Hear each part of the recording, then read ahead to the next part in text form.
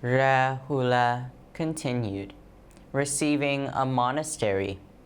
While still young, RAHULA rarely participated in the more active affairs of the Sangha.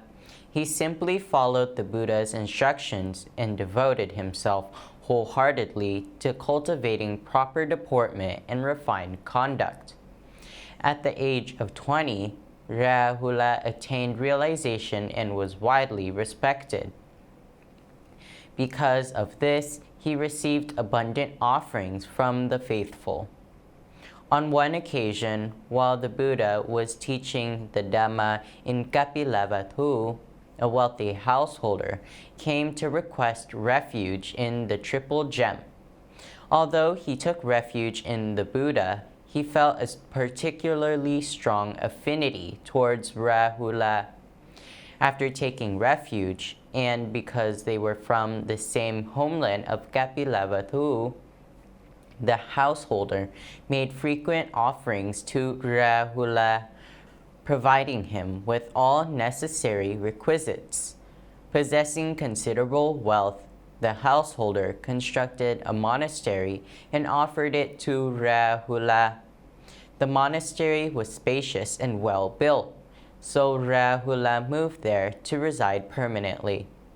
As monks traveled to propagate the Dhamma, they often stopped at RAHULA's monastery. As a result, the monastery was constantly busy with visitors coming and going.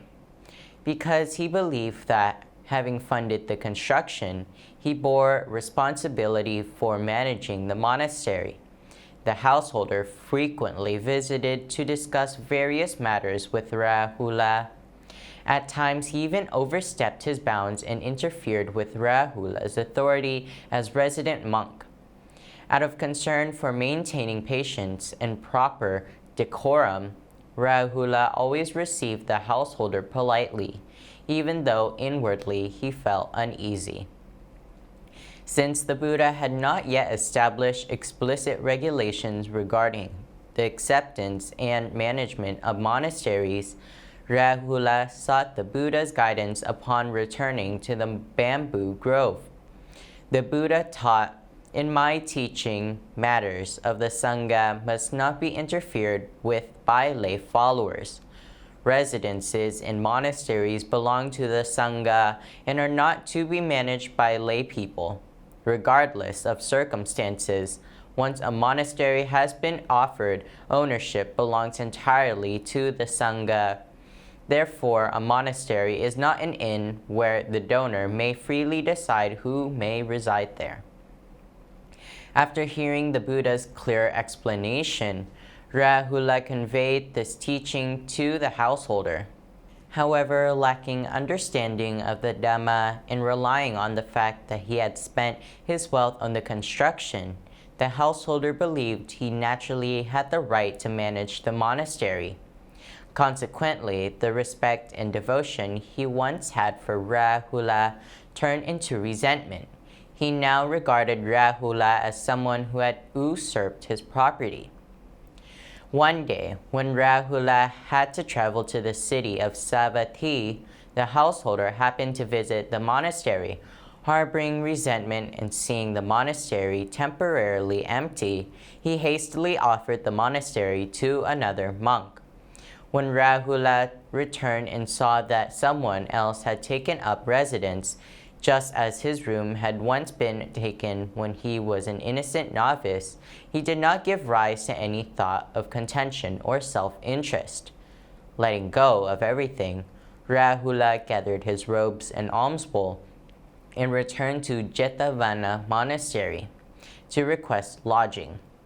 Finding this unusual, the Buddha asked for the reason. RAHULA respectfully reported that the monastery had been reclaimed by the householder and offered to another monk.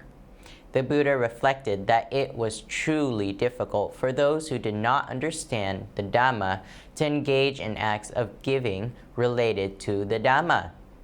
He then convened the Sangha and declared, "Objects that have been given away as gifts, especially offerings made by donors, must not be accepted again by you. This is not said out of favoritism or to protect Rahula's interests. Rather, regulations within the Sangha must be clearly established to prevent future disputes.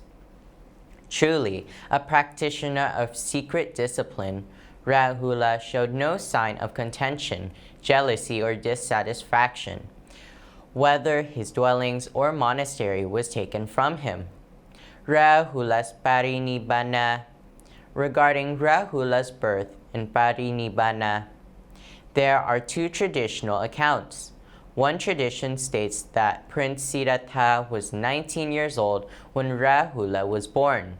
Another tradition holds that Rahula was born when Prince Siddhartha was 25. There are also two traditions concerning the year of Rahula's Parinibbana. One states that Rahula attained Parinibbana several years before the Buddha. Another records that when the Buddha attained Parinibbana, Rahula was still kneeling beside him. According to traditional accounts, Yasodhara was the same age as the Buddha and attained Parinibbana at 78 years old, 2 years before the Buddha. Rahula, however, is said to have attained Parinibbana before the age of 50, earlier than both the Buddha and Yasodhara.